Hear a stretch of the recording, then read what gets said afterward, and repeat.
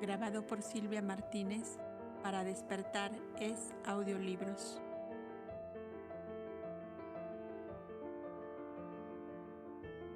Removiendo el pasado. Los 40 cobdas que habían hecho tan grandiosos descubrimientos llegaron a la conclusión de que tenían que reformar la historia de su vieja institución, pues los cobdas venían desde la lejana y remotísima Lemuria, de una raza de hombres de pequeña estatura, pero inteligentes y fortísimos para la industria minera, como podía verse por los grabados que el cobda Nagai había copiado de las piedras mismas de las cavernas pirenaicas y las cuales daban motivo a un estudio y a un análisis complicado y larguísimo. Según este estudio, resultaba que Lemuria había sido una especie de archipiélago de grandes islas que habían ido desapareciendo unas después de otras con intervalos de siglos. ¿Acaso, en milenios más remotos aún, fue un solo continente del cual fueron desapareciendo los valles y las llanuras primero, quedando como islas las altas mesetas de las montañas? Los habitantes debían haber huido hacia el sur de Asia y refugiándose en las altas montañas del Himalaya, porque de algunas inscripciones y grabados copiados por el cobda Nagai de las cavernas de los Pirineos y aún de los mismos grabados encontrados en los tubos, se podía deducir el camino que siguieron, siempre buscando las más altas cordilleras, acaso por el temor de nuevas inundaciones. La designación del dios que adoraban, del maestro a quien seguían y de la ley que observaban variaba según las lenguas, pero en el fondo era una misma cosa. Y analizarán por un lado y por otro, siempre aparecía un cordero y una estrella de 5 puntas con el signo crucífero, un cordero y un joven pastor, y la frase muchas veces milenaria: extraer del fondo de todas las cosas lo más hermoso que hay en ellas. A nosotros nos fue enseñado llamar alma madre o altísimo a la eterna energía que da vida a todas las cosas, decía Cicedón. Pero a nuestros hermanos emigrados de Lemuria parece que les enseñaron a llamarlo fuego eterno, llama viva, y de ahí viene que en las regiones del Altai, Himalaya, se llamaron flámenes, como nosotros caudas, puesto que las dos palabras significan lo mismo en las diversas lenguas en que se pronuncian. A la verdad, decía Boindra, esta palabra flamen está a cada paso repetida y antepuesta a los nombres, siendo uno de sus más claros significados en la lengua que hablaban fuego interior, luz que arde en llamaradas, esto en las 3 primeras letras FLA, FLA, pues que se ve, hacían gran economía de escritura, mucho más que nosotros, y en cada signo dejaban plasmada una idea. Y yo he descubierto, decía Obed, que en la palabra flamen está encerrado nuestro mismo lema, pero expresado en otra forma. Nosotros tenemos extraer del fondo de todas las cosas lo más hermoso que hay en ellas. Y los flámenes parece que decían: con tu fuego interior o con tu luz interior, purifica y hermosea todas las cosas, que al fin y al cabo viene a ser lo mismo expresado en frases invertidas.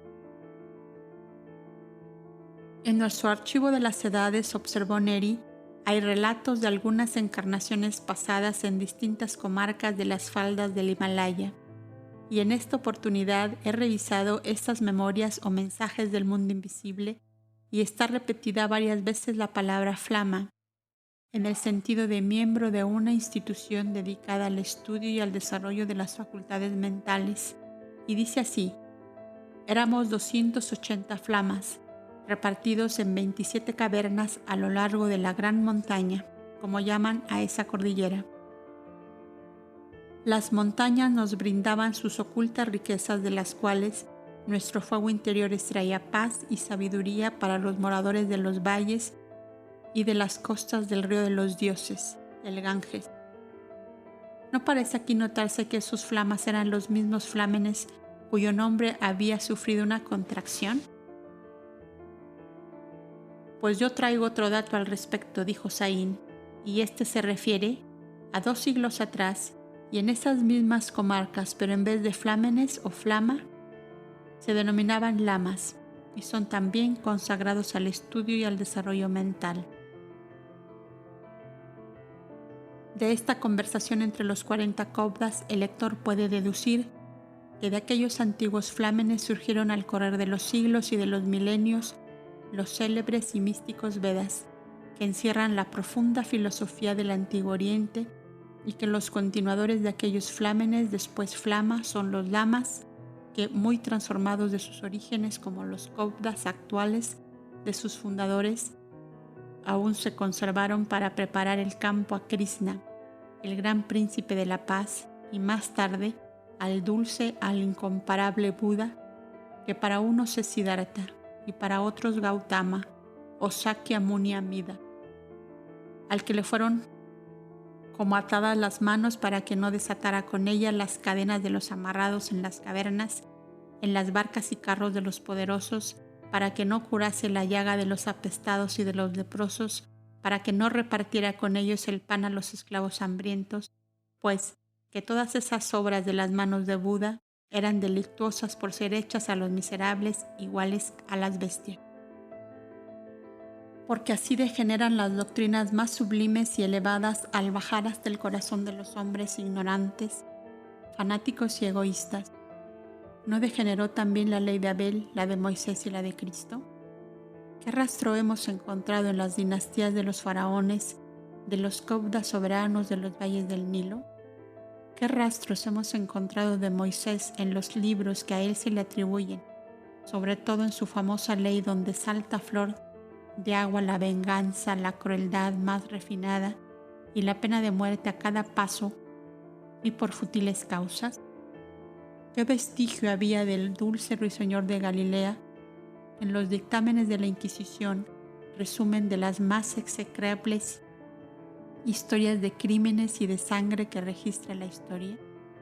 Y conste que los jueces de Israel invocaban el nombre de Moisés mientras hacían saltar a pedradas los ojos y los sesos de sus víctimas, como los miembros del Santo Oficio de la Inquisición levantaban en alto la imagen de Cristo crucificado cuando las víctimas se retorcían de dolor entre las llamas de la hoguera o descoyuntadas entre los garfíos del potro del tormento. Oh humanidad, humanidad, digo con el dulce Rabí de Nazaret, que matas a los profetas y apedreas a los que te fueron enviados para darte la luz y la vida.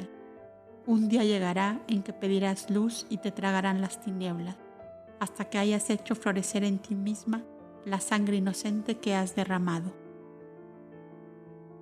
Los Cobdas continuaron sus investigaciones a través de las inscripciones y de los grabados, confrontados con los relatos que conservaban en el archivo de las edades, hasta llegar a la conclusión de que aquella emigración de los flámenes había caminado desde las lejanas islas Lémures y a través de las cordilleras del Himalaya, de las montañas de Soar y del Cáucaso hasta el Ponto Euxino, desde donde había continuado por las ásperas serranías de la costa norte del Mar Grande, formidable pasaje señalado por los grabados de las cavernas, junto a los cuales se encontraban sepulcros, y en los sepulcros restos y vestigios de su gran arte, el de pulir y tallar piedras de toda especie y combinarlas en finos trabajos con el cobre, la plata y el oro.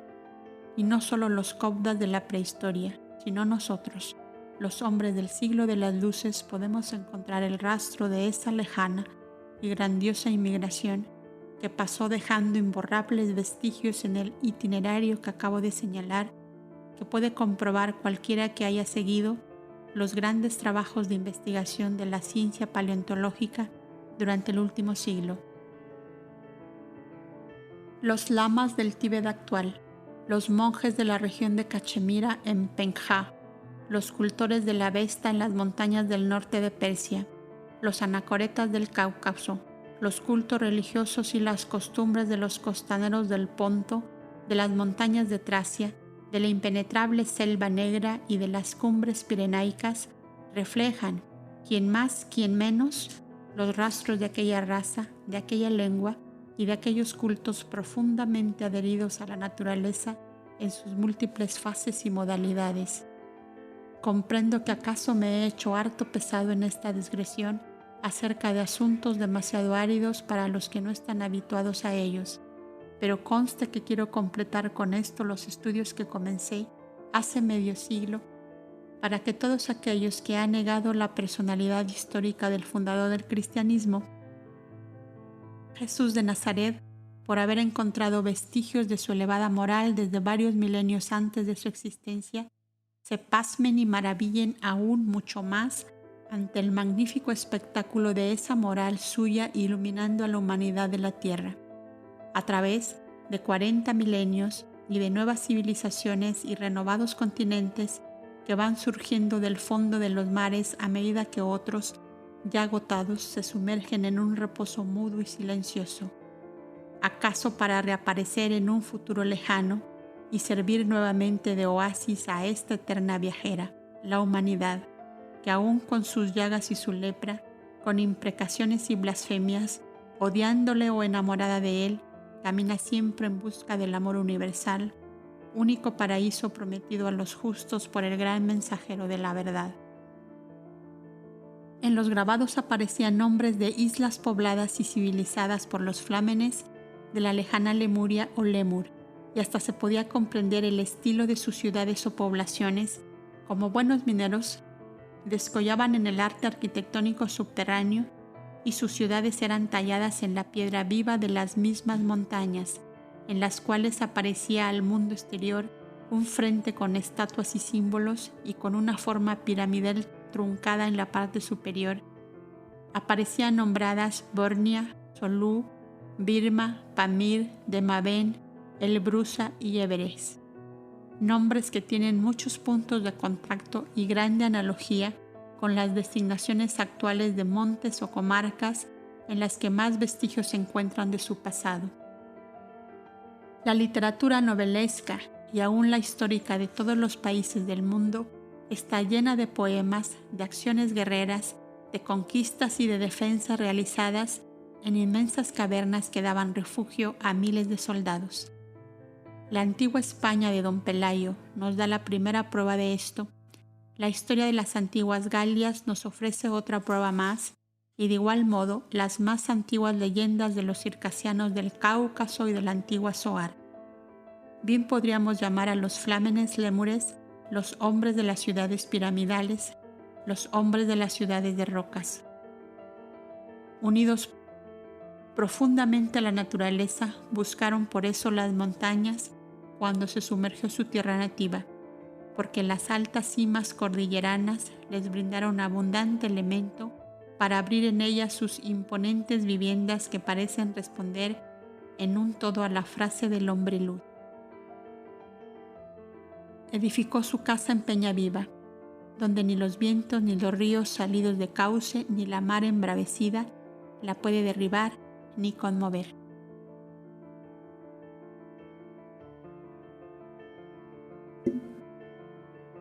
Cenio.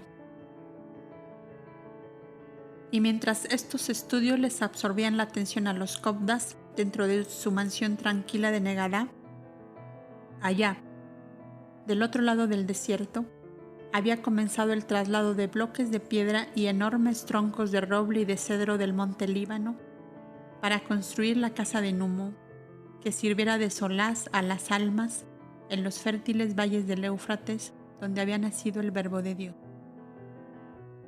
Cenio y Aldis estaban encargados por el Alto Consejo de Negadá para vigilar los trabajos de edificación y concurrían casi diariamente al otro lado del bosque con este objeto.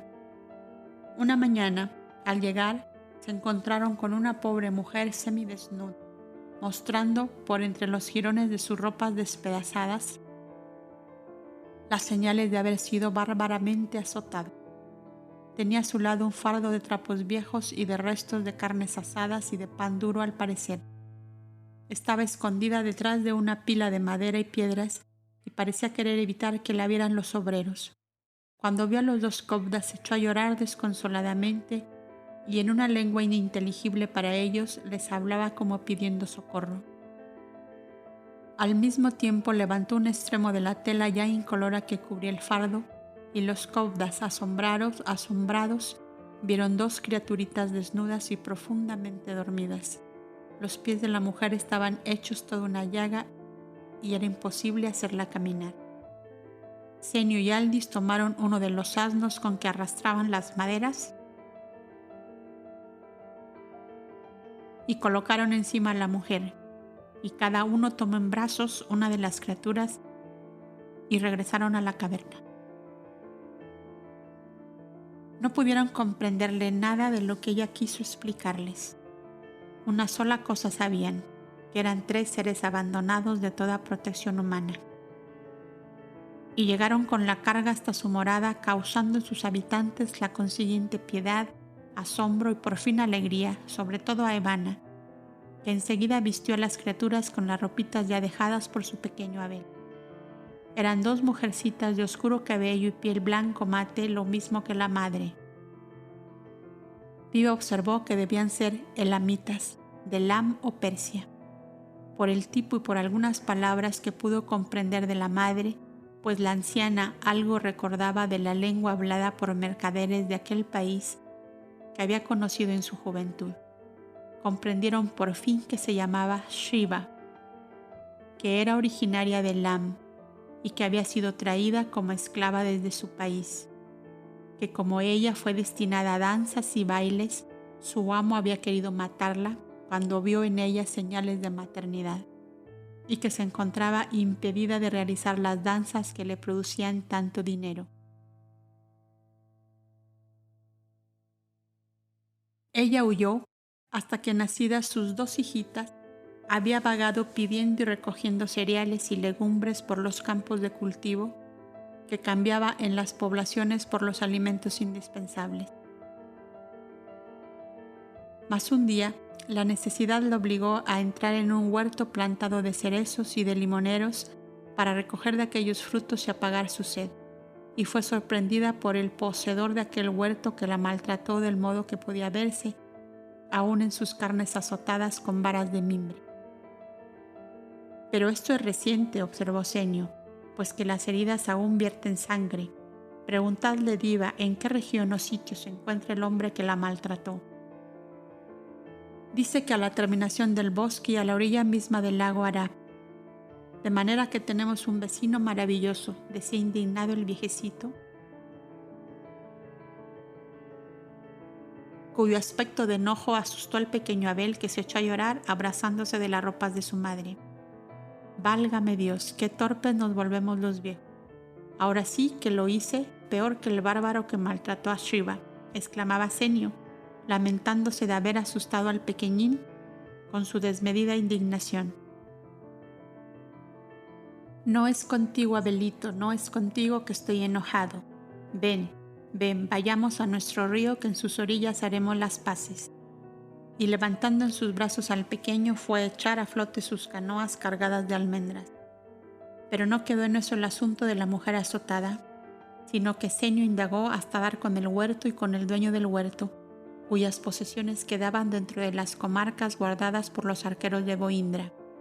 No puede ser, decía, que entre nosotros, sembradores de la paz y la concordia, se deje impune una barbarie semejante, pues a ese paso tendremos siempre el espectáculo de mujeres con la espalda abierta por los azotes o hambrientos apaleados. Esto no puede ser. Y sin que nadie lo contuviera, se montó en el asno que condujo a la mujer y se dirigió hacia la construcción al otro lado del bosque. Tomó informes entre los jornaleros que labraban las maderas y las piedras para el nuevo edificio. Pidió unos arqueros al representante del Chalí del Nilo, que en Babel había, y a quienes fueron tan encarecidamente recomendados por Boindra en su reciente estadía, y se dirigió hacia la orilla del lago. Entre la hermosa plantación de árboles frutales, que era un verdadero prodigio, se hallaba la tienda del poseedor, frente a la cual estaban sentados en el suelo, medio desnudos, una veintena de hombres con caras escuálidas y ojos cargados de terror los unos y de odio los otros. Malo, malo, refunfuñaba el viejecito, a quien aquel preliminar desagradaba en extremo.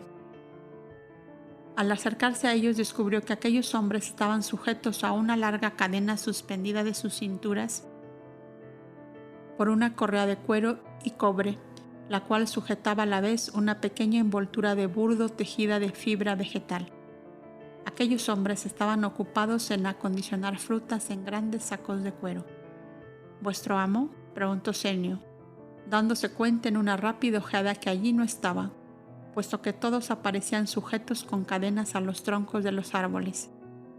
Cada uno soltó una especie de gruñido que Senio no comprendió, pero, como le habían señalado hacia la tienda, a ella se encaminó seguido por los arqueros. «La paz sea contigo», gritó el viejecito según la costumbre desde la puerta. Otro gruñido le contestó malhumorado desde adentro, y al poco rato apareció un hombrazo de elevada estatura y de un aspecto nada agradable. «¿Sois vos el dueño de este huerto?», preguntó Senio. «Yo soy», le respondió. «¿Qué queréis?» Que no seáis un bárbaro», le contestó secamente el viejecito, irradiando sobre él con gran fuerza su pensamiento de represión y de dominio. El hombre iba a tomar el látigo de varas de mimbre que siempre tenía en la mano. «¡Quieto ahí!», le gritó la voz de trueno, que nadie habría sospechado que pudiera salir de aquel cuerpo casi agobiado por los años. La irradiación represiva de Senio era tal que parecía arrojar chispas de fuego por sus ojos.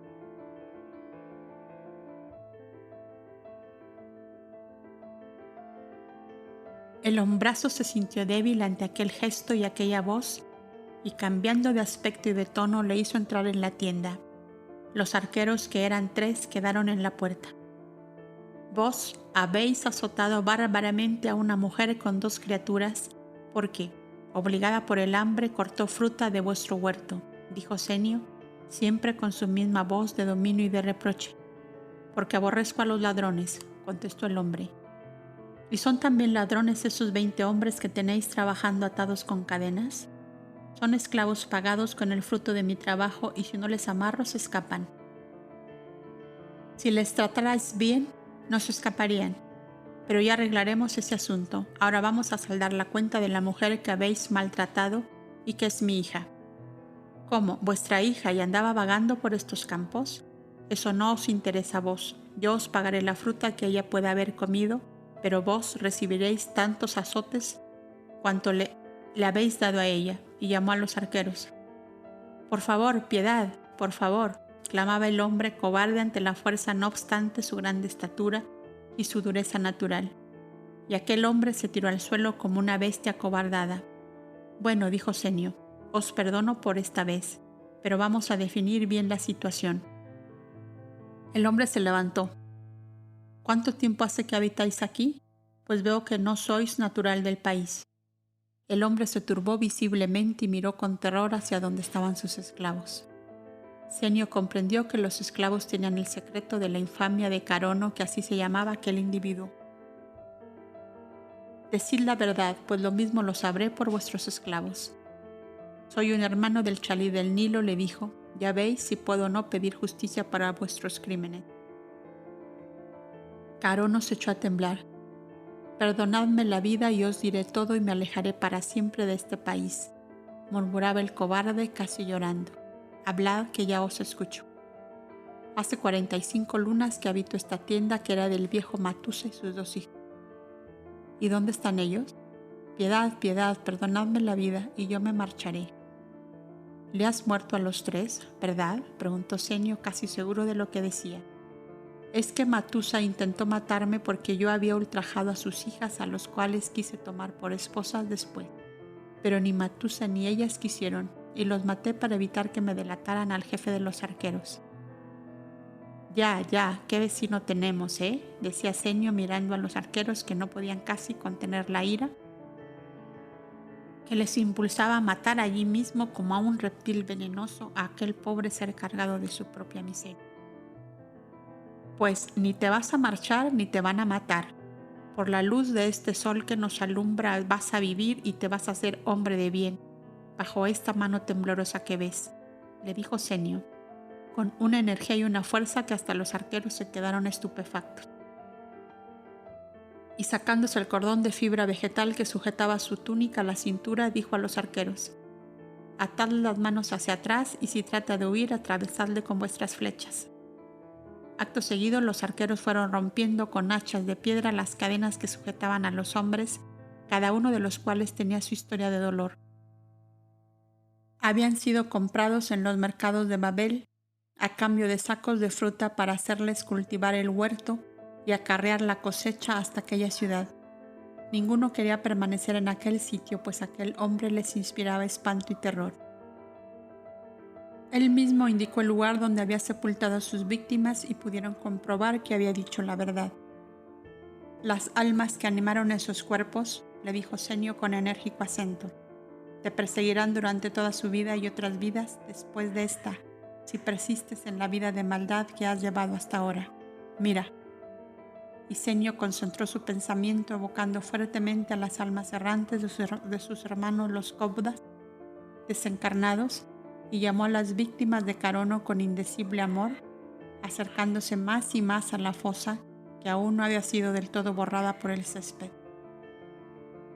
Después de unos instantes, una forma de mujer transparente y sutil se levantó, después la del viejecito y por último otra forma de mujer, adivinándose por la consistencia de la materia astral que les envolvía que aquellos tres seres tenían ya cierta evolución espiritual.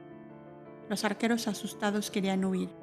Carono cayó al suelo sin sentido y al ruido que hizo su cuerpo al caer en tierra, la visión se desintegró. Senio explicó a los arqueros y a los esclavos lo que a ellos les pareció un milagro, pues llegaron a pensar que Senio era un mago que había resucitado a aquellos muertos. Vació un recipiente con agua del lago sobre la cabeza de Carono, que después de un rato volvió en sí. Su primer impulso fue de arrojarse a los pies de Senio, haciendo repetidas promesas para el futuro. El terror casi lo había enloquecido al reconocer a sus tres víctimas. Los esclavos, agradecidos a su salvador, pues Senio les devolvió el escudito de cobre que daba derecho de propiedad sobre ellos a Carono, quisieron quedar como hombres libres a trabajar en el mismo huerto, del cual tomó posesión Senio en nombre del Chalí del Nilo y dijo solemnemente: desde este instante este huerto se llamará Adamu, y este lago Evana, y vosotros 20 seréis los guardianes y cultivadores, dependiendo directamente de mí, hasta que yo dé aviso a nuestro Chalí de Negadá. Id a la tienda y vestíos, que bastante ropa se ha visto en ella. Les dijo: yo me llevo a Carono hasta la construcción del bosque, y desde este momento es también mi hijo, como la infeliz mujer que él azotó. ¿Estáis todos conformes? Bendito seáis, fue el clamor que se oyó con tal intensidad que Senio se sintió conmovido y sus ojos se llenaron de lágrimas, y dulcificando para Carono su voz le dijo: si cumples tus promesas te demostraré que seré un buen padre para ti. Y le desató las manos porque vio que aquella fiera estaba casi domada. Vamos, le dijo, y vosotros quedaos en paz obedeciendo al de más edad por ahora, que yo regresaré mañana para ver cómo habéis correspondido a la bondad de Dios que os ha visitado hoy en la persona de este pobre viejo. Y Senio regresó hasta la construcción con sus arqueros y seguido de Carono, que parecía un león vencido. Este hombre va a trabajar en la construcción, dijo al que dirigía los trabajos. Yo le conozco, yo respondo por él. Sabe esculpir y tallar la piedra. Él hará las pilastras, las fuentes y los basamentos de las columnas. Y apartándole hacia un lado le dijo: desde hoy dejarás tu nombre de Carono, que te delata como gomeriano, y te llamarás Sabirón, que quiere decir en la lengua de los Kobdas transformado. ¿Estás conforme? El hombrazo no pudo contenerse más y abrazándose de Senio se echó a llorar como un niño.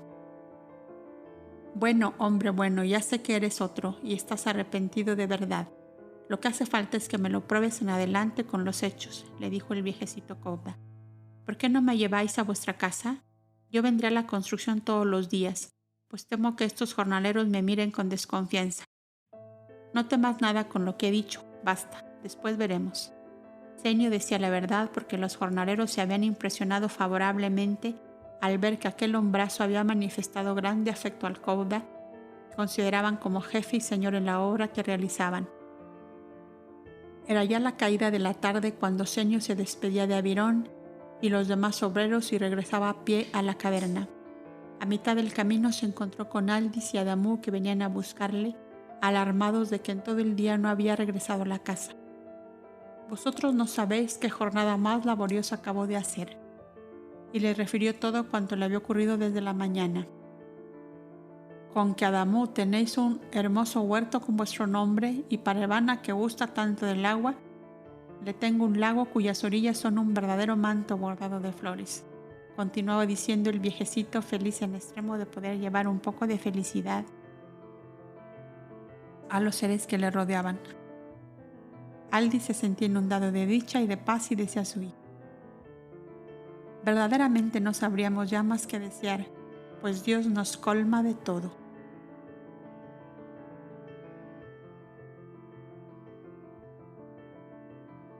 Golondrinas que vuelven.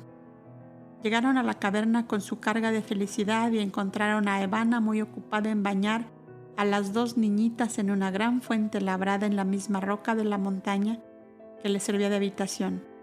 ¿Qué haces?, le preguntó Adamú cuando llegó. Ya ves, las estoy lavando porque las pobrecitas estaban muy sucias. Parecían tan oscuras. Mira, qué blanquitas y hermosas se van quedando. Nubia apareció enseguida con las ropitas que debían ponerles y un jarro de leche de reno que las criaturitas bebieron con avidez. ¿Y la madre?, preguntó Senio. Está tendida en el lecho porque no puede tenerse de pie, contestó Nubia. Y la pobre llora siempre. ¿Cómo? En esta casa donde todos somos felices. No es posible que nadie llore, dijo Senio. Vamos allá y muy poco valdremos si no somos capaces de consolarlo. Todos juntos se dirigieron hacia la habitación en que descansaba la pobre Shiva, a quien el amor que le dispensaban parecía causar aún mayor amargura. Evana y Nubia llevaban en brazos a las pequeñas que solo contaban 11 meses de edad. Caíno, montado en su reno, daba grandes carreras alrededor de la caverna y con certeros tiros de piedrecillas mataba a los pájaros ocultos entre el follaje de los árboles cuando nadie le veía, pues Aldis le había dicho que matar las pequeñas avecillas sin provecho ni utilidad alguna era una mala acción. Aquel niño no era malo en el fondo ni de perversos instintos como se ha hecho parecer. Era travieso en extremo y de temperamento vivo y audaz. Senio buscó al pequeño Abel y lo encontró muy ocupado en hacer volar un gran pájaro confeccionado por Diva con plumas blancas y negras de aves acuáticas que arrastraba la corriente del Éufrates desbordado y que retenía sujeto con una cuerdecita de fibra vegetal. Vuela, vuela pajarillo, que te doy la libertad. Vuela por los campos, vuela a donde tu nido está. Cantaba el viejecito Kouda ayudando al hermoso niño en la ardua tarea de hacer volar el enorme pájaro que las ingeniosas manos de Diva confeccionaron para el niño. Ven, queridito, decía Senio, que tenemos que hacer volar otra avecilla allá adentro y tú vas a tirar también de la cuerdecita, decía Senio. Y tomándola de la mano le condujo hasta la habitación de la enferma. Y tú, Caíno, ven también aquí y deja tu caballito en descanso, que ahora todos tenemos que trabajar. Y conduciendo a los dos niños entró Senio en la habitación. He aquí los 3 niños, nuestra esperanza futura, dijo riendo Aldis, al ver al anciano que se volvía también chiquilín. Verdaderamente, contestó Senio, hice hoy un esfuerzo tan grande para dominar a aquel pobre ser que siento más que nunca la necesidad de la ternura suave que emanan las criaturas como una irradiación de paz y de alegría. La anciana Diva, sentada a la cabecera del lecho de Shiva, le prodigaba palabras de consuelo, pues era la única que entendía un poco su lenguaje. Cuando Diva vio llegar a Senio, se levantó y le habló al oído algunas palabras que todos comprendieron se referían a la enferma. El viejecito quedó pensativo unos momentos.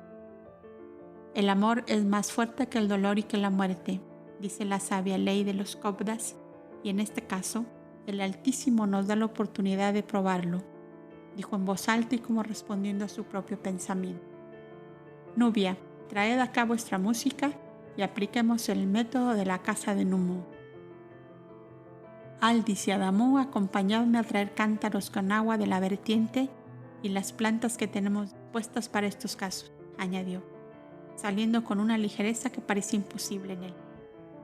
El amor es un mago que parece prestar alas a este anciano de 900 lunas, exclamó Diva, dirigiéndose a Evana, que quedó también junto a la enferma.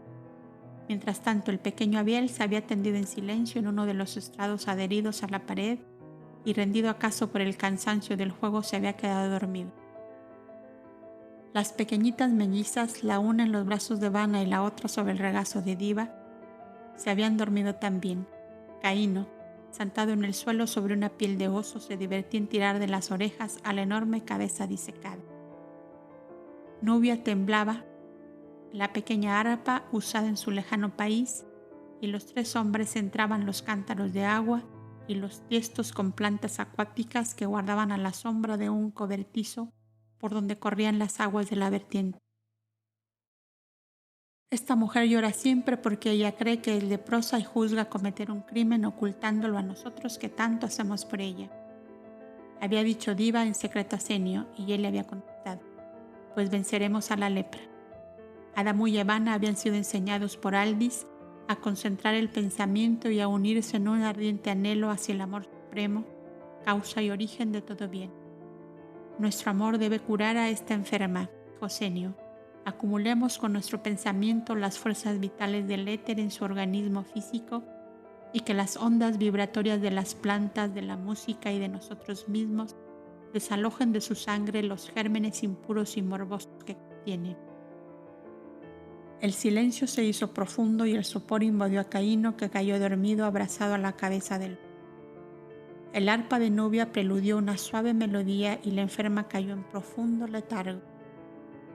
Las corrientes fluídicas empezaron a sentirse muy tenues al principio y fuertes y estremecedoras después. Del cuerpecito dormido de Abel se desprendió como un suave rayo luminoso que se ensanchaba poco a poco hasta llenar el ambiente de una dulce frescura, semejante al soplo de la brisa en un amanecer de primavera. Una intensa onda de amor hizo brotar lágrimas silenciosas en los ojos de todos los circunstantes, que iban elevándose más y más a la íntima unión con el amor eterno, y de entre los brazos de Vana y Diva en que dormían las niñitas se levantaron sutiles y transparentes como gasas luminosas, dos formas humanas astrales que al poco rato se diseñaron claramente. Yoheván, Sofía, murmuró Aldis suavemente, mientras Evanna besaba llorando la cabecita de la niña dormida, de la cual se había levantado radiante y feliz el doble etéreo de su propia madre, que la acariciaba tiernamente con sus manos intangibles y fluídicas, mientras Yoheván colocaba las suyas en la cabeza de Aldis y en el hombro de Adamu. Entre la onda de armonía y de luz las miradas hablaban y se cruzaban con vertiginosa rapidez los pensamientos. ¿Y Milcha?, preguntó Aldis con sus ojos llenos de ansiedad a Yoheván y Sofía. Mírala, le dijeron ambos, ya sumergida en la turbación porque pronto encarnará junto a nosotros. Y vieron asombrados flotando como dormida y en posición horizontal sobre el cuerpo de la enferma la forma astral de Milcha. Aldis iba a incorporarse para estrecharla, pero Senio le contuvo, al mismo tiempo que Yoheván le decía: no la toques porque es muy delicada su situación. Antes de 6 lunas estará a vuestro lado. Bendigamos al Altísimo que otra vez nos permite reunirnos para continuar nuestro camino eterno junto al amor, junto al Verbo de Dios, a quien venimos siguiendo, dijo Sofía. Ayudadnos a salvar a esta enferma del mal que la aqueja, dijo Senio, si está en su ley el conservar la vida por mucho tiempo. Vivirá hasta que llegue su día marcado en el camino eterno. He aquí que volvemos a la vida terrestre sin posesión y sin nombre, como hijos de nadie, para hacerlo más completamente del dulce pastor que de nuevo ha bajado a la humanidad. El rayo luminoso que se había difundido del cuerpecito de Abel dormido se intensificó hasta el punto que la habitación aparecía iluminada por la llama viva de un dorado arrebol. Tenéis en medio de vosotros al que envuelve en la irradiación de su amor a varios mundos como a la tierra. Decía Yoheván, nuestra copa rebosa ya de los dones de Dios y se cumple la palabra de Boindra de que algún día diríamos: basta, Señor, basta. La emoción embargaba todos los ánimos y se sentían los sollozos de Adamu y Evanna, confundidos con las suaves melodías del arpa que iba esfumándose lentamente, lo mismo que las formas astrales iban desapareciendo como diluidas en la luz sonrosada que invadía la habitación. Cesó la música y volvió todo a su estado normal. Como las dos pequeñitas se parecían mucho, casi hasta confundirse, Ivana cortó un rizo en la nuca de la que ella tenía en brazos para conocer cuál de las dos era la reencarnación de su madre. Entonces Shiva nos traerá también a Mil, decía Aldis, pobre mujer. A costa de sus grandes padecimientos tenemos nosotros la inmensa felicidad de estrechar en nuestros brazos a los seres queridos que tornan de nuevo a la vida terrestre. Shiva se despertó más tranquila y hasta contenta sin pensar en que todos habían muerto. La pobrecita había fingido creer que era leprosa para que la arrojasen de la casa antes de que llegara la hora de su nuevo alumbramiento. Adamu y Ivana, menos versados en las manifestaciones espirituales, no habían comprendido del todo lo que acababan de ver. ¿Qué dormía Milcha?, preguntaba Ivana. Porque en el país donde vive será de noche, contestaba muy grave Adamu, haciendo sonreír a los Caudas.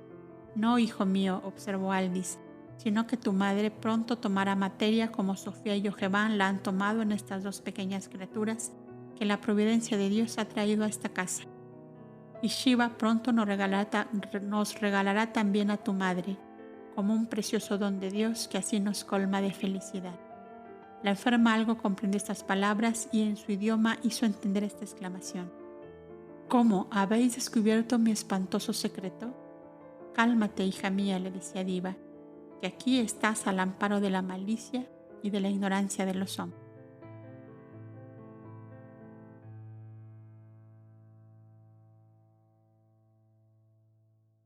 La historia de Shiva.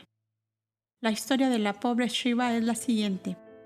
Nacida en las montañas de Zoar, Persia, no conoció a su madre, que falleció al venir ella a la vida, y se encontró sola con su padre, que hacía vida de ermitaño, cuidando una pequeña majada de antílopes y sacando de la tierra su manutención.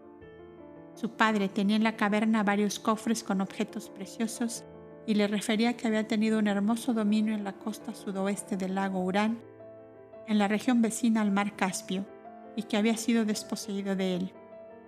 Y mostrándole un hermoso anillo con un extraño grabado, le decía: «Tienes un hermano mayor que tú que me fue robado para ponerlo al frente de mi tribu, alegando que yo soy un asesino que maté a tu madre. Ese hermano tuyo tiene un anillo igual que este. Si después de mi muerte le encuentras algún día en tu camino, por medio de este anillo él te reconocerá». Cuando Shiva tenía 16 años, pasó huyendo por su montaña nativa una caravana de guerreros vencidos que despojaron a su padre de los objetos preciosos que guardaba en sus cofres, y como quiso él defenderlo, le despojaron también de la vida, y se llevaron además a la hija, gentil y hermosa, llena de la gracia y los encantos que aún podían encontrarse en Shiva a través de todo el dolor y de toda la angustia padecida. «Yo te haré una gran danzarina», le dijo un viejo guerrero, «y me conseguirás por ese medio grandes riquezas». Y con este pensamiento guardó cierta consideración a la pobre criatura que lloraba inconsolable por la muerte de su padre. Y Shiva fue desde entonces considerada por su dueño como una cosa que le producía ganancias. Seco de corazón, no buscaba en ella más que lucro. Pero la pobre niña tenía un corazón sensible y apasionado, y expuesta constantemente a la admiración de los hombres, hubo uno por fin a quien ella amó, y el cual le prometió rescatarla de la esclavitud en que gemía y conducirla a las praderas del Éufrates, a un hermoso robledal lleno de alondras y de mirlos, donde vivirían felices consagrados el uno para el otro. Cuando su dueño se enteró de estos amores, puso un alto precio a su esclava, precio que su amante no podía pagar: 2 elefantes con aparejo, 20 camellos y un peso considerable en plata y oro. «Yo traeré todo cuanto tu amo me pide de aquí a 10 lunas», le había dicho su amado al partir. «Si no vuelvo, será que muerto en la arriesgada empresa que pienso realizar». Las 10 lunas pasaron y no le vio volver. Ella sabía que dentro de poco tiempo sería madre, y una indecible angustia se apoderaba de ella al solo pensamiento de la furia que tendría su señor cuando lo supiera, pues mucho la había vigilado en sus relaciones, no por la honestidad de la joven, sino por las ganancias que ella le producía.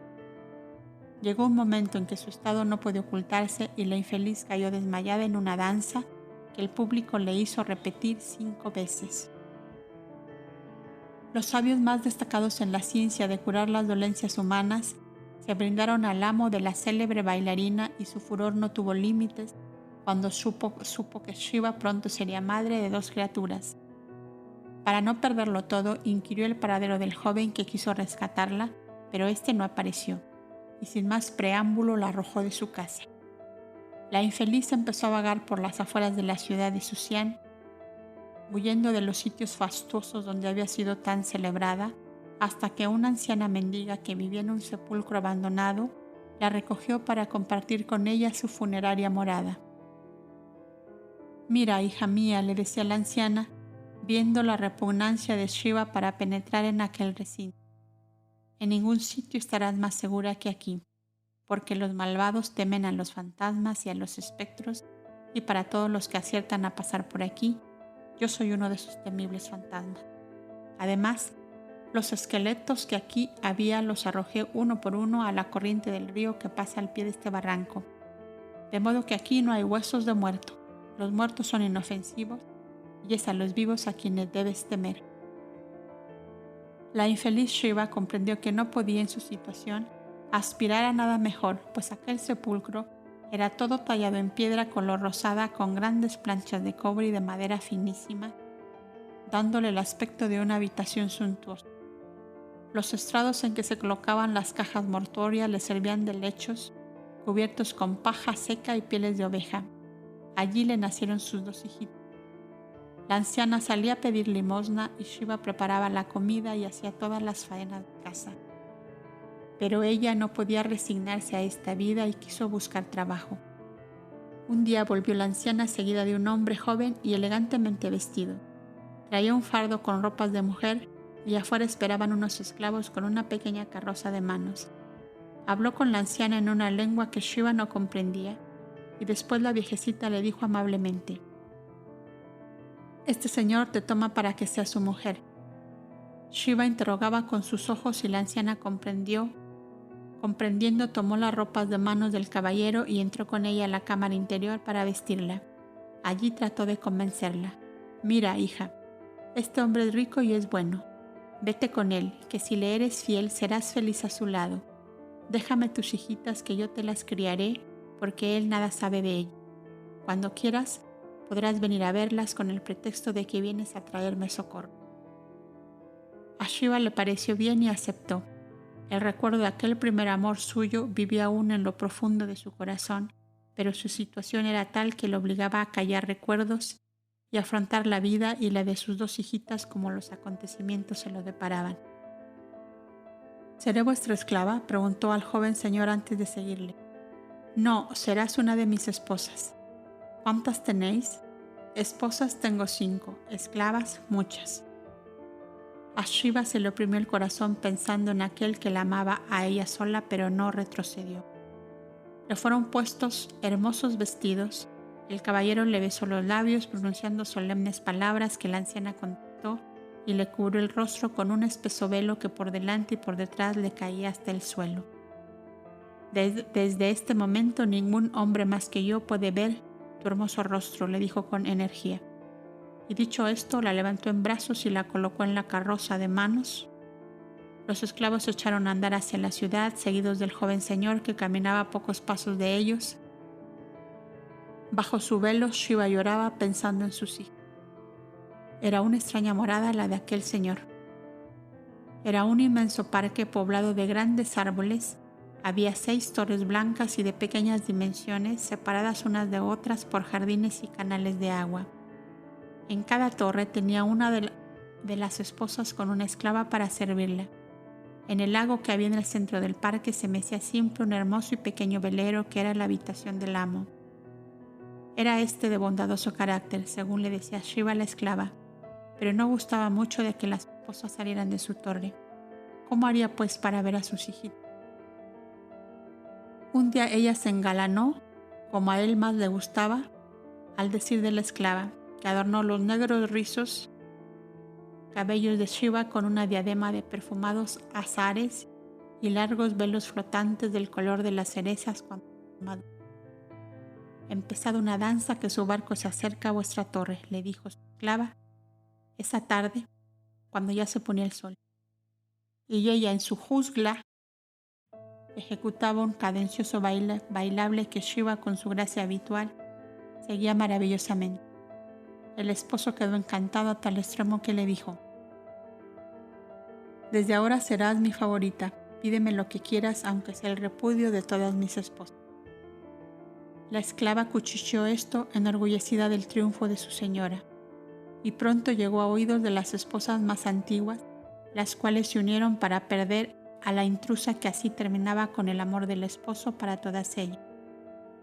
Shiva aprovechó la situación para pedirle que le permitiera ir al sepulcro a visitar a la viejecita. «Uno de mis esclavos irá a buscarla, porque no está bien que tú entres más en aquel lugar. ¿Me permitirás que le mande ropas para que pueda presentarse aquí?» «Está concedido. ¿Quieres algo más?»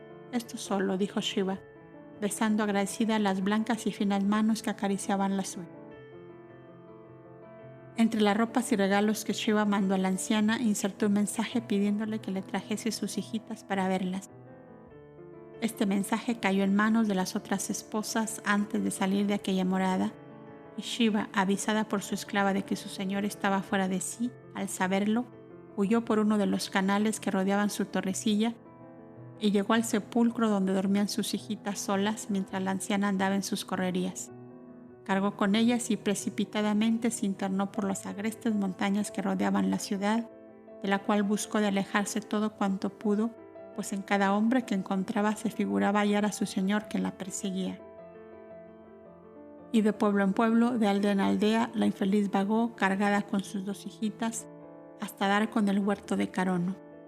Escondida a veces entre los cargamentos de madera apilada en barcazas en las costas del río, los había vadeado para poner así más distancia entre ella y el esposo airado.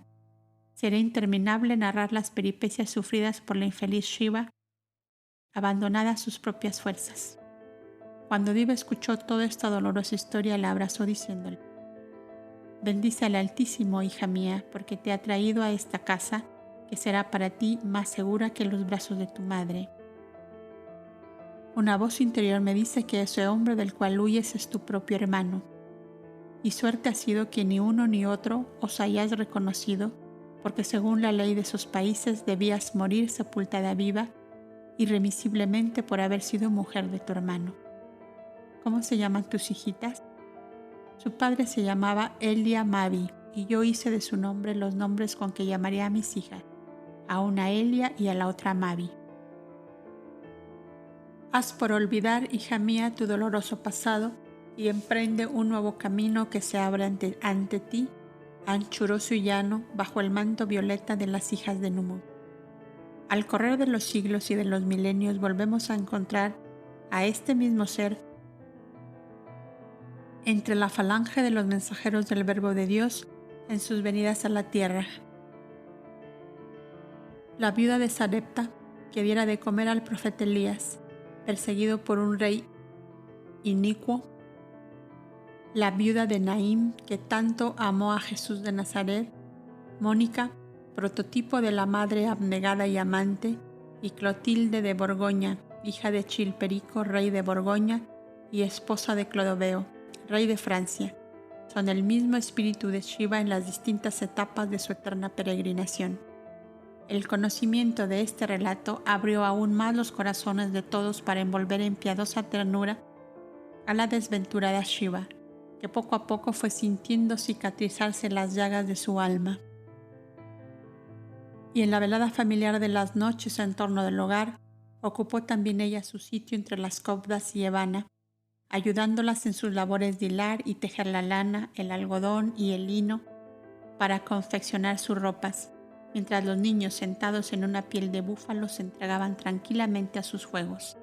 Senio, Aldis y Adamú recortaban los papiros ya preparados para ir formando los rollos destinados a los mensajes del mundo invisible en la nueva casa de Numu. Evana pasó muchos días absorta en contemplar detenidamente a las dos hijitas de Shiva. Le parecía imposible que en esos dos pequeños seres inconscientes aún estuvieran encerrados aquellos que fueron sus padres. La niñita, la cual cortó un rizo de cabellos para saber cuál era su madre, se llamaba Elia, y la otra Mavi. Continuamente las tomaba en sus brazos y mirándolas a los ojos les preguntaba: ¿me conocéis? Soy Evana, vuestra hija. Las pequeñitas sonreían y recostaban la cabecita en su pecho. Un día que estaban cerca de Madina, puso sobre ella a Elia y decía a la reno: ¿sabes, Madina? Esta es tu amita Sofía, a quien tanto amabas. Después vendrá Milcha y te ordeñará otra vez. No te vayas a morir, Madina, antes de que venga Milcha y se haga grande a tu lado. Viejecita te estás poniendo, pero aún puedes vivir muchos años más.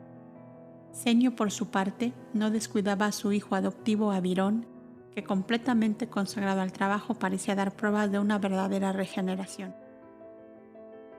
Aldis y Adamu habían hecho frecuentes visitas al huerto maravilloso, aquel que regado por las aguas del lago Arab, fructificaba abundantemente, lo cual les hizo concebir la noble idea de levantar un granero con ramas de árboles y hojas de palmera y hacer acopio de legumbres, cereales y frutas para que, llegado el invierno, se pudiera socorrer a los menesterosos de las aldeas y pueblos vecinos. Justo es, decía Senio, que de la abundancia de los dones que Dios nos brinda participemos a los que carecen de ellos. Tal fue la vida en la caverna que albergaba al Verbo de Dios, hasta que sin mayores alternativas llegaron a su término los trabajos de construcción del santuario Cauda, siendo único acontecimiento digno de notar la vuelta a la vida terrestre del espíritu de Milcha, nuevamente encarnado en la diminuta persona del tercer hijo de Shiva. Era un niño y fue llamado Iber. Como estos tres niños crecieron juntamente con Abel y Caíno, han pasado a la tradición como hijos de Adamu y Evana, pues se los llamó a todos ellos hermanos de Abel, hermanos del apóstol. Adamu y Evana solo fueron padres de Abel y años después de Set. El Santuario de la Paz. 5 años tenía de vida terrestre Abel cuando los Copdas de Negadá inauguraron su nueva casa, que era una copia reducida de la gran casa del Nilo. Uno de los más antiguos Copdas fue elegido para Jome de Negadá, Jalibán, pues Cicedón pidió ser trasladado a la pequeña casa de las orillas del Éufrates, donde continuó como patriarca de la nueva fundación. Poindra, Tubal, Saín y los Copdas jóvenes debían formar la nueva escuela de la verdad juntamente con Cicedón, Senio y Aldis. En una inmensa plataforma levantada en medio del bosque que le cercaba por todos lados, se alzaba el edificio de forma cuadrangular y de un solo piso. Podía dar cabida a más de 200 Copdas y para unos años bastaba, máxime cuando habían adoptado la idea de repartirse en todos aquellos territorios a medida que se fueron aumentando los hijos de Numu. Boindra continuaba con el título del Chalí del Nilo, Tidalá, rey de naciones, con residencia en el valle del Éufrates, como antes fuera Negadá. Juntamente con la caravana de los Copdas entrando en su nueva casa, hago penetrar al lector también en ella. El edificio tenía 4 frentes y en cada uno de ellos una inmensa puerta de cedro reforzada de cobre, en cuya parte superior y en una plancha de piedra decían gruesos caracteres: paz a todos los hombres. Lo cual hizo que pronto se le diera a aquella casa este nombre, La Paz. De aquí han nacido sin duda algunas dificultades de interpretación con que han tropezado ciertos filólogos antiguos y modernos al descifrar tal nombre en antiquísimas escrituras cuneiformes que se han encontrado referentes a las ruinas desenterradas en la Mesopotamia. Interpretaron o descifraron a veces: de La Paz salió una caravana, etc. O La Paz fue asaltada y destruida, y así en varios casos. ¿Qué paz era aquella? ¿Era una ciudad? ¿Era una fortaleza? ¿Era un santuario? Otros interpretaron que era solo un símbolo alegórico de la paz destruida por las continuas guerras de los pueblos unos contra otros, como símbolo profético fue la Torre de Babel, que solo existió en la mente de ese inspirado, Un Cobda que en uno de los viajes anuales abrió su tienda donde después se formó esa ciudad. Ese Cobda de nombre Babel fue un parajome muy anterior a Cicedón, que antes de ser elegido para regir la casa de Negadá, pidió autorización para invertir parte de lo que él llevara de sus bienes a la institución en realizar un viaje de rescate de prisioneros y esclavos. Y fue tal la cantidad de ellos que recogió, debido a las inundaciones del mar de Susián, que habían llegado a confundir sus aguas con el mar grande, que estuvo refugiado con ellos en las cavernas de las montañas de Zoar hasta que las aguas bajaron. Y entonces Babel, en una clarividencia premonitoria o desprendimiento de su espíritu, vio la numerosa legión de los Cobdas con todos los que en distintas partes de la tierra y en otras instituciones o agrupaciones similares respondían a la gran alianza con el espíritu de luz, mensajero de Dios sobre el planeta.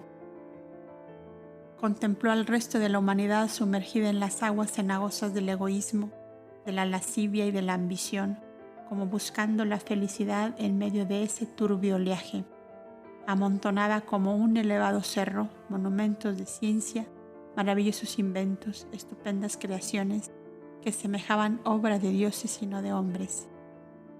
Esto nos salvará del oleaje que amenaza sumergirnos, decían, pero he aquí que cuando todos ellos se gloriaban de sus obras, las aguas cenagosas se convirtieron en un arenal de fuego que, soplando en todas direcciones, dispersó a las gentes aterradas hacia los 4 puntos cardinales, y en aquel lugar solitario vio surgir hermosas praderas, populosas ciudades, y que un radiante astro de luz sonrosada se levantaba de entre esa pradera, y regueros de luz corrían abundosos por todas aquella región. Babel, el Cobda, cuando las aguas volvieron a su cauce, que eran los ríos que desaguan en el Golfo Pérsico, vio que aquella era la pradera que había contemplado en su videncia, y levantó una cabaña de piedra y de tierra donde dejó a muchos de los que había rescatado para que, labrando la tierra, sacaran de ella su manutención. Tal es la historia de la Torre de Babel, que en aquel remoto neolítico las gentes designaron como el Monte de Babel, visto en sueños por el Cobda, y que cada cual interpretó a su manera. Hecho un estudio analítico de esa parte del Génesis, salta a la vista que en el fondo de todo aquello hay una explicación lógica y razonable que pone en claro aquella nebulosa formada por la incomprensión y la ignorancia.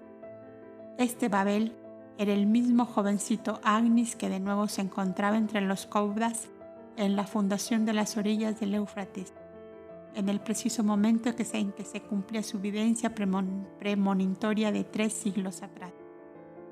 Y el astro de luz sonrosada estaba levantándose en esa misma pradera, y regueros abundosos de su luz iban a correr por todas aquellas regiones, después que el arenal de fuego de la bárbara raza gomeriana había sido dispersada por su propia ambición hacia distintos puntos de la tierra. De esta raza eran los gigantes que dice el Génesis que había en la tierra en aquellos días, cuya forma de conquista era con el incendio de los campos y poblados por donde pasaban. Hecha esta aclaración sobre las confusiones o erradas interpretaciones de sucesos, de nombre y de tradiciones, vuelvo al monasterio Cobda para describir su interior. La planta baja estaba destinada solamente a graneros y hospedería para los menesterosos, o sitio de reparto de provisiones en épocas de epidemia y de escasez. Y en el único piso se encontraba la mansión de la sombra, el archivo de las edades, el jardín de reposo de la armonía y las bóvedas de los Cobdas que daban al exterior, o sea, con vistas al bosque que rodeaba en todas direcciones al vasto edificio. Las partes del centro estaba ocupada por las 3 grandes salas antes mencionadas, en torno de las cuales había un corredor o pasillo, al cual daban por la parte de atrás todas las habitaciones de los Cobdas, siendo la de mayor amplitud la mansión de la sombra y la más pequeña el archivo. Eran 87 Cobdas jóvenes y 8 mayores los que se trasladaban en elefantes y camellos desde Negadá hasta el valle del Éufrates. Senio y Aldis, secundados por Dive y Nubia, habían atendido a proveer de las ropas necesarias a la nueva casa, Aldis había pintado la imagen de Numud tal como estaba en la mansión de la sombra de Negadá, y la pilastra de piedra blanca tenía la forma de un inmenso loto, sostenido por las manos levantadas de 3 caudas de piedra sentados en el pavimento.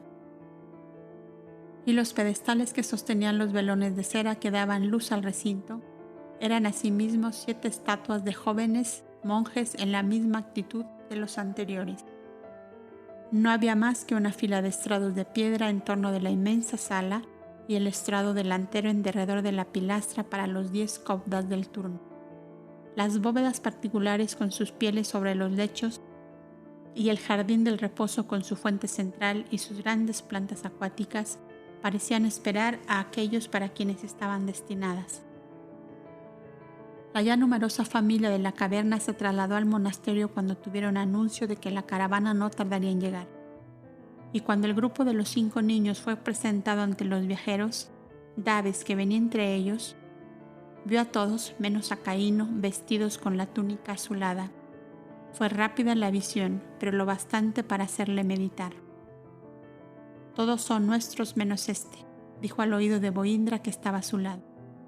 Abel había entrado ya a los 5 años y estaba bellísimo, con sus cabellos castaños flotando en hermosos bucles sobre sus hombros. De sus ojos de color topacio, casi siempre serios y pensativos, parecía emanar una dulce y suave claridad que atraía irresistiblemente a todos. Cicedón, que tenía hambre y sed de conocerle, corrió el primero hacia él sin necesitar que nadie le dijera cuál era el niño luz. «Tú eres Abel», exclamaba levantando entre sus brazos fuertes al pequeño, que lo miraba profundamente sin contestarle. Evana se abrazó de Boindra y Adamú a sus viejos amigos, y por espacio de 2 horas aquello fue una entusiasta manifestación de amor y de fraternidad recíproca. Hasta que llegado el mediodía se dispusieron al frugal almuerzo, todos en conjunto en las grandes mesas de piedra de las hospederías. Cuando caía la tarde, Aldis indicó a Adamú que debía volver con su familia a la caverna, porque Senio y él se quedaban ya en el monasterio.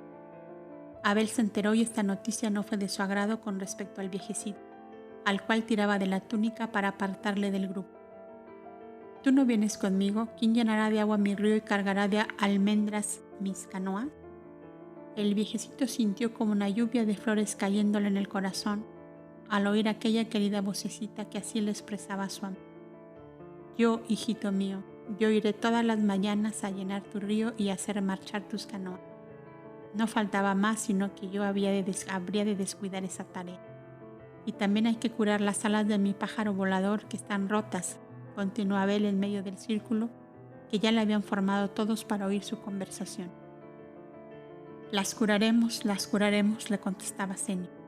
«Y hay que ponerle otra vez el techo a mi granero, porque se lo llevó el viento y los pájaros se comen el trigo para mis canoas. Pues pondremos de nuevo ese techo y le amarraremos para que el viento no le lleve otra vez». «Vaya, una construcción segura que habéis hecho, Senio», bromeaba Cicedón y Boindra, encantados de ver unidos así íntimamente aquellos 2 extremos de la vida humana, la niñez y la ancianidad. «Y a los corderitos de algodón que me hizo Nubia se les ha perdido la cabeza y no las encuentro más». «Vaya, vaya, hombre, esto es demasiado contratiempo. Los corderos sin cabeza. ¿Y cómo habrá sido eso?», preguntaba Boindra, acariciando al pequeñín entre las risas de todos, menos de Abel, que continuaba muy serio y grave como de costumbre. «Caíno dice que los búfalos se las comieron».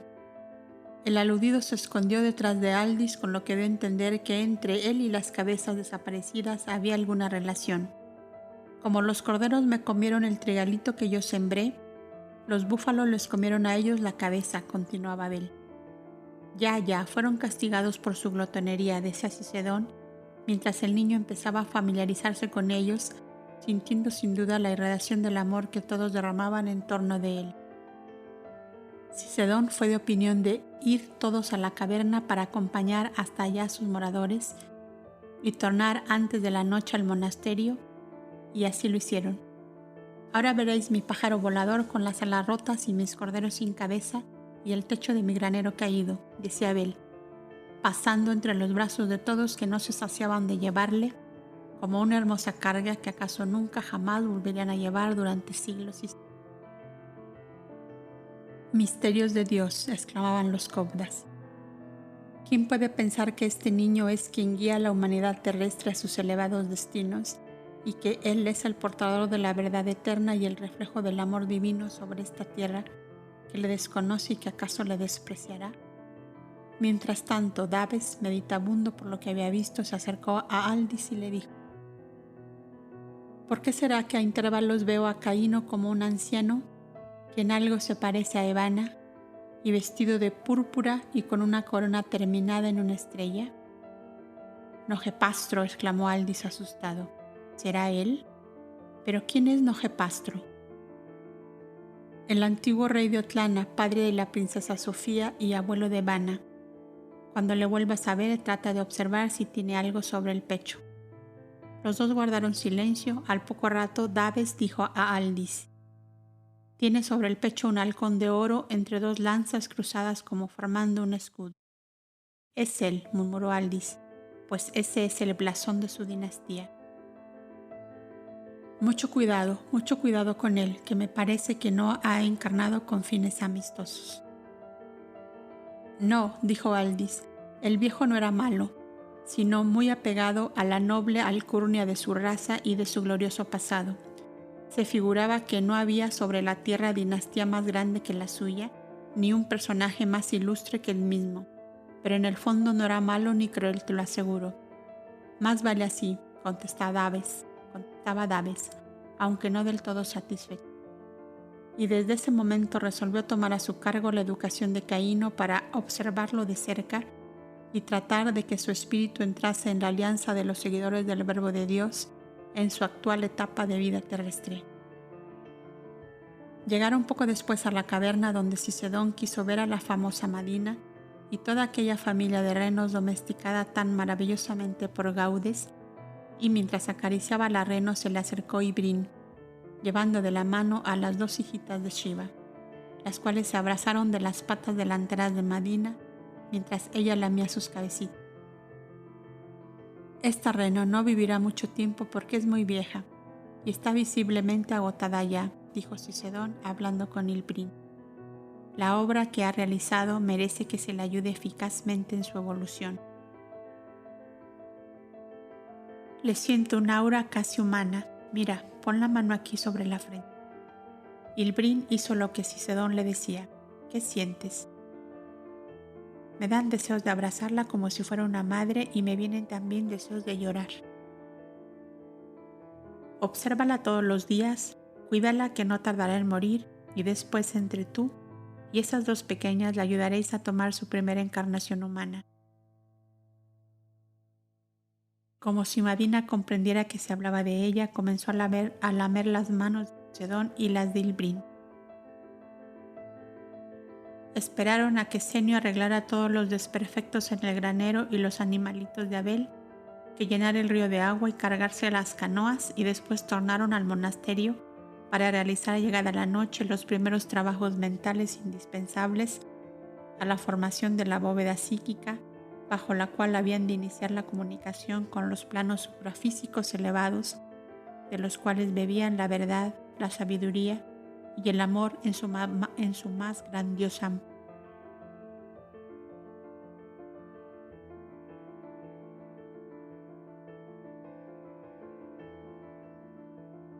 En el Éufrates. Apenas los Cobda regresaron de la morada de Adamú, se aprestaron a la grande solemnidad inaugural del nuevo santuario del pensamiento, que habían levantado para secundar al Verbo de Dios en sus tareas de misionero divino en medio de la humanidad. Antes de todo trabajo mental de importancia, el Cobda debe ponerse en contacto íntimo con la naturaleza en sus primordiales elementos: agua, tierra, aire y fuego, decía su ley. Y comenzaron por sumergirse todos ellos en las piscinas de las salas del baño, mientras el grupo de cantores, músicos entonaba la melodiosa canción del agua para buscar la armonía con las entidades que evolucionan y viven en el líquido elemento, las nereidas y las ondinas. Agua mansa, agua dulce, que me cantas tus divinas melodías de cristal, que me lavas con el beso de tus ondas azuladas y me brindas la dulzura de tu paz. Agua mansa, don divino, que me ofreces tu frescura mientras absorbes mi sed. Agua dulce, que me dejas tu energía y tu sosiego y te llevas mis fatigas en tropel. Agua pura, me sumerjo en tus efluvios y te canto con el alma, la salmodia del amor, mientras tú me refrigeras y te llevas la impureza de la carne y las fiebres del dolor.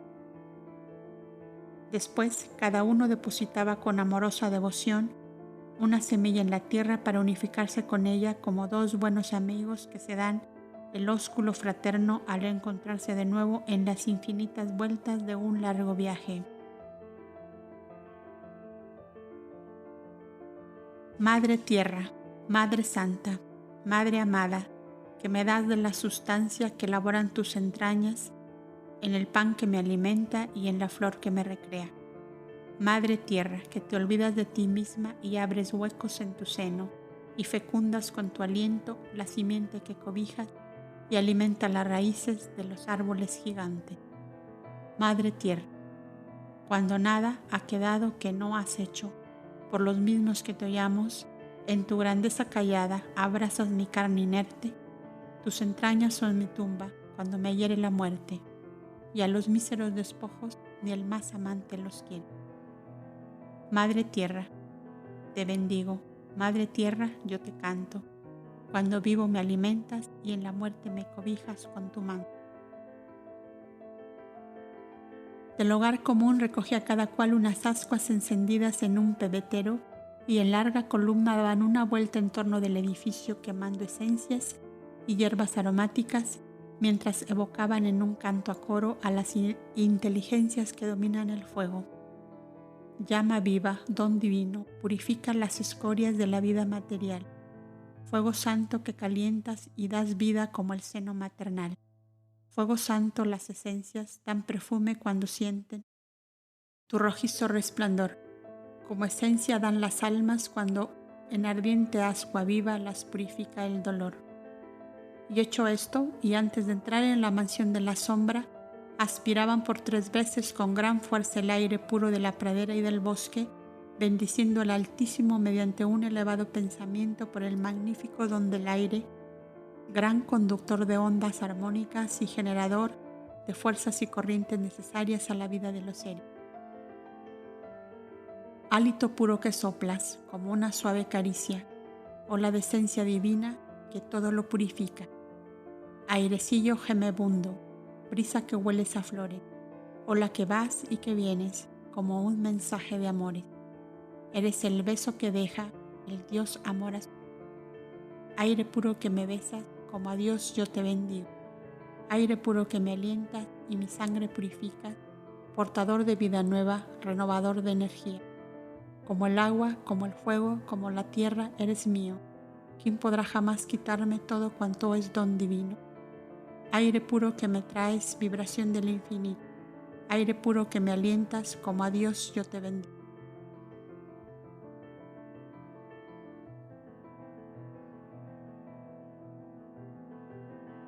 Y de pie, y cada cual en su sitio, escuchaban la lectura hecha por el Cobda designado para ello, de las elecciones hechas en el Consejo de Negadá para el desempeño de las distintas ocupaciones de cada cual.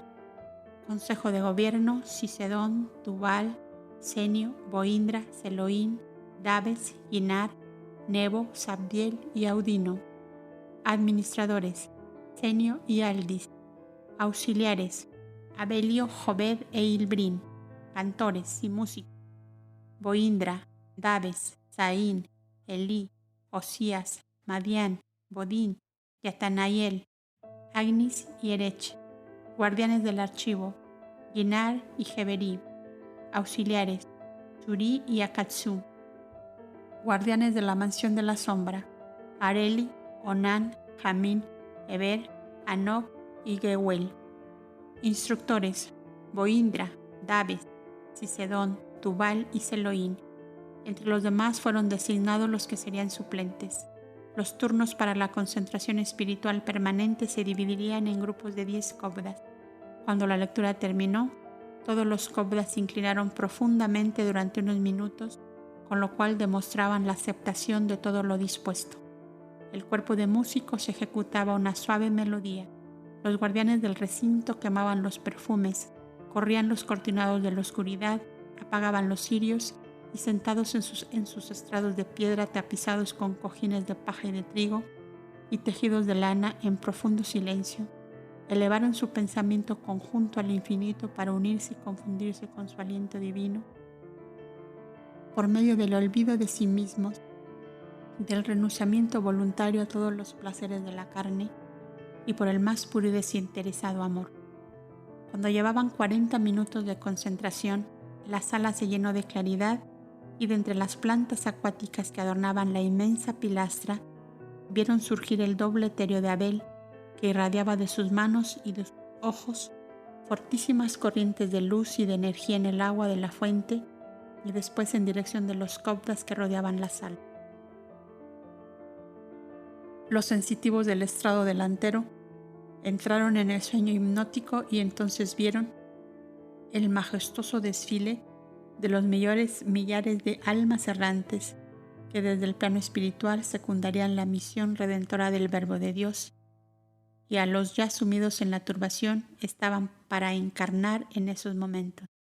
Entre ellos estaban los kobdas desencarnados en los últimos tiempos y que pudieron ser reconocidos por los que juntamente con ellos habían vivido en unos y otros de los santuarios y refugios existentes en aquella época.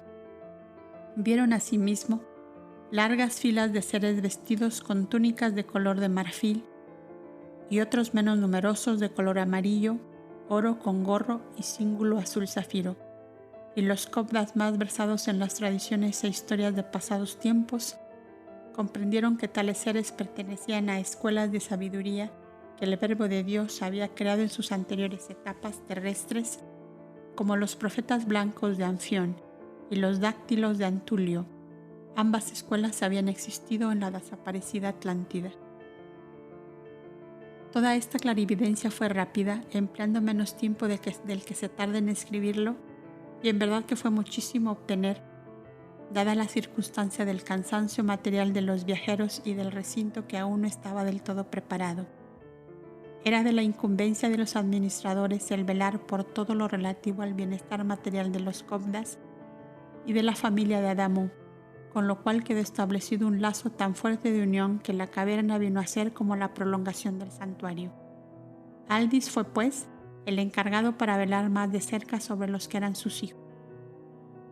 Senio, especie de jefe en la administración, debía atender a las múltiples necesidades que se fueron presentando al correr del tiempo, pues pronto corrió por aquellas comarcas la noticia de que la paz era una especie de consolatorio para todas las miserias de la vida humana, y mucho más cuando llegó a saberse que el Tidalá de la grande alianza de los pueblos del Nilo con los del Éufrates se encontraba alojado permanentemente en aquella casa.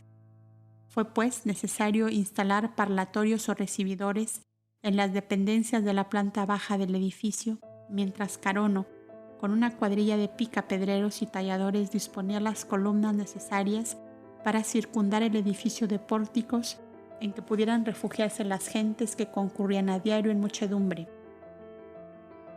resultando pequeñas las hospederías para tal concurrencia. Pronto los kobdas se vieron obligados a ser maestros, médicos, árbitros, administradores y consultores de aquellas poblaciones, de aquellas tribus entre las cuales no había aún una idea bien definida respecto al origen y destino del ser, y mucho menos de las leyes y fuerzas que le gobiernan. La elevación moral e intelectual de los kobdas les dio pronto una gran ascendiente sobre aquellas multitudes que comenzaron a mirarles como a seres extraordinarios. Toda la antigua sabiduría del Oriente no reconoce otra cuna ni otro origen que este, y de ahí la notable semejanza en los principios fundamentales de todas las antiguas filosofías y religiones. Zoroastro, el creador del Cenabesta de los persas, fue el Kobda Saín, en otra época de vida terrestre, como Confucio, fue la reencarnación de Davis, el Cauda que formó parte del Consejo de Gobierno de la Paz en los valles del Éufrates. Todas las antiguas filosofías son como chispazos de luz de un mismo fuego, como hilos de agua de un mismo manantial, como ramas de un mismo árbol gigantesco. La verdad eterna y única traída a la tierra por el Espíritu de Luz, guía de esta humanidad desde los comienzos de la evolución del planeta. Asombra y maravilla esta divina corriente de luz iluminando las tinieblas de la ignorancia desde los lejanos orígenes de la humanidad, reapareciendo incesantemente en periodos de milenios, y cada vez que la malicia y la ignorancia de los hombres parecían hacerla desaparecer bajo el amontonamiento inconsciente de fábulas, de leyes inocuas y de dogmas insensatos. Cualquier ser que como yo se tome la tarea de escudriñar desde los orígenes de la humanidad sobre la tierra, los comienzos de su evolución espiritual, intelectual y moral, llegará ineludiblemente a la misma conclusión, sin poder salir de allí ni hacia un lado ni hacia otro, porque es la eterna ley de armonía del universo. Forjadas las nebulosas de la materia cósmica, el empuje formidable del pensamiento, emanado por las inteligencias superiores, cada una de ellas toma a su cargo la evolución de los pequeños o grandes focos de vida que surgen de cada nebulosa, y cada una de aquellas inteligencias en la plenitud de su conciencia no la abandona jamás, ni jamás retrocede en su cometido. La más perfecta evolución de aquellos focos de vida que formó de la materia cósmica con la formidable potencialidad de su pensamiento de amor. Y corriendo por ese infinito camino he querido llegar a los comienzos de la evolución del Mesías terrestre, con el fin de poder vislumbrar también los orígenes de las primeras inteligencias, y aunque me he remontado a millones de milenios, he encontrado la misma sucesión infinita de inteligencias superiores, creando globos y mundos y sistemas, que llegados a su perfecta evolución, su materia física se disgrega en el cosmos, y queda su materia etéreo radiante para habitación de inteligencias más adelantadas, hasta que llegadas a su vez a ser inteligencias superiores, en la plenitud del conocimiento y del amor, se convierten en nuevos creadores de más y más nebulosas, de las que surgen nuevos focos de vida para habitación de nuevas humanidades. 40 años he corrido en el espacio en estas investigaciones y no he podido llegar al fin, sencillamente porque no tiene fin. Y cómo encontrar en esta infinita inmensidad las primeras inteligencias superiores para averiguar su origen, si aunque corra siglos y siglos en el espacio, veré la misma interminable cadena. Un viajero eterno que había corrido más que yo me hizo llegar su pensamiento, el cual detuvo mi búsqueda febril y ansiosa. La energía divina era desde toda la eternidad. Sus vibraciones emanaron chispas constantemente. Esas chispas de la energía divina, energía son, y después de prolongadas épocas adquieren el poder de crear manifestaciones de vida, rudimentarias al principio y más perfectas después, recorriendo la escala de todas las formas de vida que conocemos, desde el mineral al vegetal, del vegetal al animal y del animal al hombre. ¿Qué principio quieres encontrar a lo que es único principio de todas las cosas? Comprendí este pensamiento de otro peregrino del espacio como yo y detuve mi marcha agitada y febril. Entonces busqué en el plano físico un ser de buena voluntad, alejado de las turbulencias de la vida humana, que me prestara su concurso para brindar a la humanidad terrestre de esta hora el fruto de mis pequeñas investigaciones y de lo poco que mi mente ha sido capaz de comprender en la infinita e inconmensurable grandeza de la divina energía creadora que llamamos Dios. De todo esto se sigue que es verdaderamente lastimoso el papel que desempeñamos los humanos cuando enlodamos la pluma y lanzamos al viento, como saetas envenenadas, nuestros pensamientos en pugna entre los seguidores de Moisés y los de Jesús, por ejemplo, o los de Jesús y los de Krishna, o los de Moisés y los de Buda, o los de Antulio y los de Abel, y llevamos la defensa ardiente hasta el extremo de que los unos se ceban enfurecidos en el dolor de los otros, persiguiéndose como fieras hasta llegar al odio en todas sus más feroces manifestaciones. ¿Hay acaso inconsciencia mayor que la que demuestran con su odio de siglos los mosaístas contra los cristianos y estos contra aquellos, o sea, los seguidores de Moisés y los de Jesús? ¿Se puede dar un papel más triste y desairado que el que desempeña un historiador que niega grandeza a Jesús alegando que Buda trajo antes que él la misma filosofía, siendo así que Buda y Jesús son el mismo espíritu? Debemos, pues, llegar a la conclusión de que la misma armonía que vemos en la evolución material de los mundos se sigue ineludiblemente en la evolución moral y espiritual de las humanidades, bajo la égida luminosa y sabia de la inteligencia superior que la guía hacia su más elevado destino. Queramos o no queramos, los habitantes de la Tierra, mientras peregrinemos por los globos habitables de este sistema planetario, estaremos envueltos en el aura radiante de luz y de amor del guía espiritual de este planeta, Mesías o Verbo de Dios, fiel mensajero e intérprete de su ley soberana. ¿Qué papel desempeñan los que niegan sus personalidades humanas, los que le odian y los que niegan su intervención en la evolución de la Tierra? Exactamente el mismo papel que desempeñaría una hormiga si ésta fuera capaz de sublevarse en contra de la luz del sol que la alumbra y hace fructificar el grano y la hierba que la alimenta. Los Cobdas tuvieron que luchar en su nuevo campo de acción con los restos más atrasados y bajos de una raza que pugnaba por no desaparecer de la tierra, personificada en los últimos tiempos de la prehistoria por los gomerianos en el continente asiático, de los cuales fueron una prolongación los bárbaros y crueles asirios. Como los seguidores de Anfión y de Antulio habían luchado con la barbarie de las hordas salvajes lemurianas, de donde surgieron los aztecas en el ocaso Atlante, origen en parte de las tribus guerreras de América. Asirios y aztecas son hermanos gemelos, y por donde ellos pasaron no se vio más que sangre y devastación. Y ocurría a veces que los hijos de los caudillos de la alianza tomaban mujeres de entre los gomerianos no como esposas, sino como concubinas, ya que entonces la costumbre así lo permitía, pero tenían ellas tan malas artes y era de natural tan malvado que casi siempre se enseñoreaban del corazón del hombre, que acababa por arrojar de su casa a la esposa para dar su lugar a una de estas mujeres seleccionadas por sus sátrapas, verdaderos maestros en las malas artes de la magia negra, en lo que tiene de más repugnante y delictuoso. De vez en cuando aparecían arqueros de la guardia muertos y despedazados en tal forma que ni las fieras los hubieran descuartizado de semejante manera, y era porque habían intervenido en defensa del más débil y en defensa de la justicia, según era la consigna. El Consejo de Gobierno de la Paz llamó a los 80 caudillos para tratar de poner remedio a los desmanes que tan frecuentemente causaban víctimas y desastrosas venganzas en aquellas comarcas.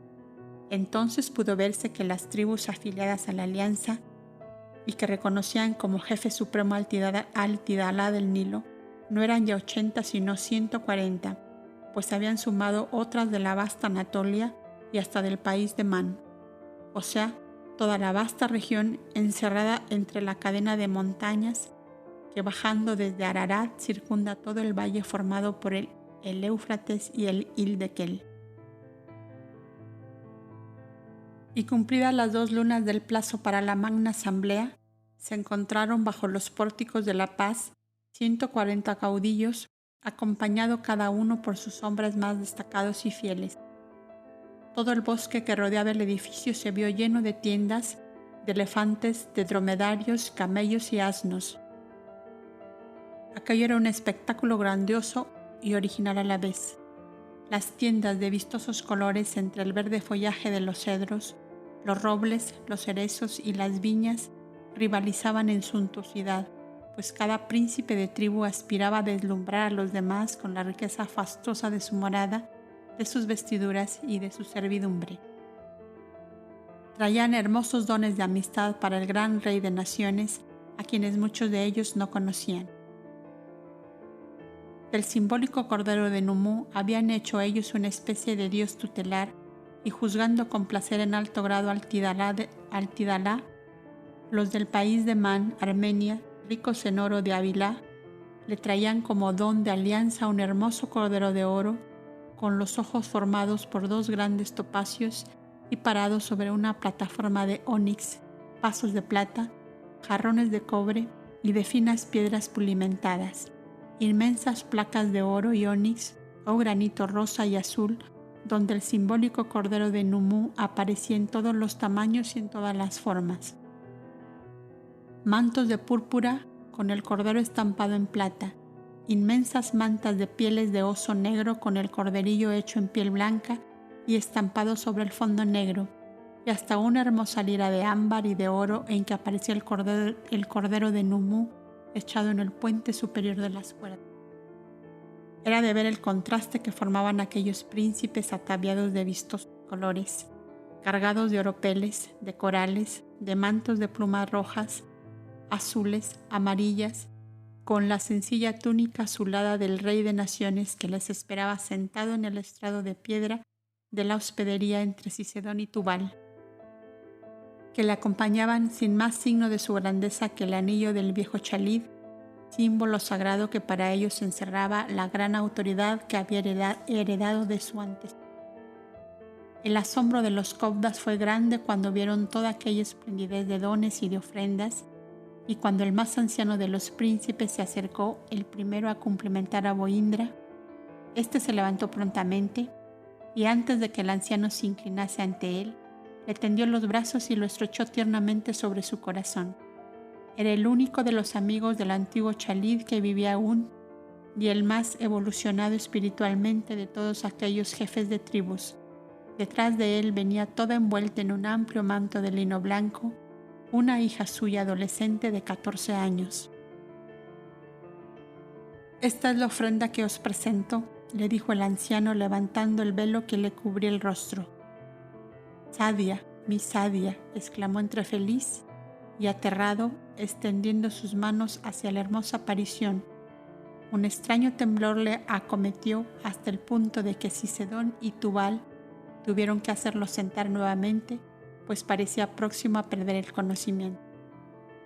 El anciano príncipe, que no había comprendido la exclamación de Boindra, creyó que le había disgustado la presencia de su hija y le cubrió de nuevo con el manto blanco. Pero Cicedón se apresuró a explicarle que el Tidalá había encontrado gran semejanza entre su hija y la esposa amada, perdida hacía ya años, con lo cual el viejo príncipe se tranquilizó. La niña fue sentada en una inmensa piel a los pies de Boindra, siempre cubierta con su manto de lino, y continuó el desfile de los demás jefes hasta los 140 que habían venido. La riqueza de las ofrendas sobrepasaba a cuanto hubieran podido pensar los copdas, pero la ofrenda del anciano del país de Galad, en las orillas del descensor, sobrepasaba el límite de lo que hubiesen soñado.